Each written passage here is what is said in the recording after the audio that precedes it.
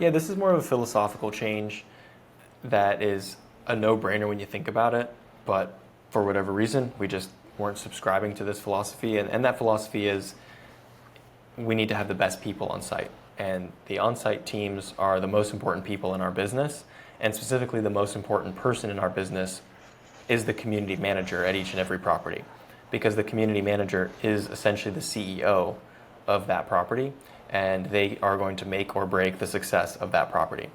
So with that in mind, why would you pay your CEO of that property $50,000?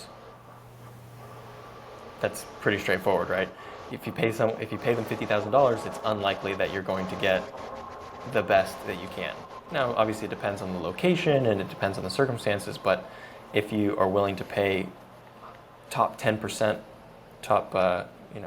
10% salary range, now it's not a guarantee that you're going to get somebody good, but it's more likely that if you do the other things properly in your hiring process, that you can afford and will get a better person. I think this is something that I've spent a lot of time working on and thinking about and discussing, and I've shared a bit on the podcast, but I've been preaching to our teams and everything like, hey, we need to hire the best people, we need to increase salaries so that we can afford the best people.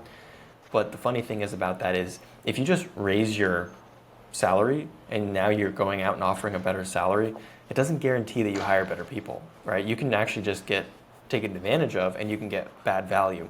So it's not necessarily about paying the most, even though that's one of our goals. One of our goals is to attract the best people that are worth paying the most, because if you can afford, not even afford, but if you can hire the right person, let's say a community manager, and they make $75,000, $80,000,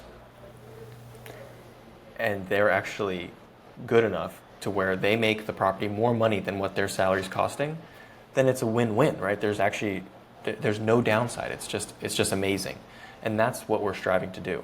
So it requires paying the higher salary, but it also requires spending a lot of effort in the hiring and recruiting process, not being lazy, making sure that we do the interviews, do the resume checks, do the culture index checks, do the reference checks. And with all that, we still make mistakes.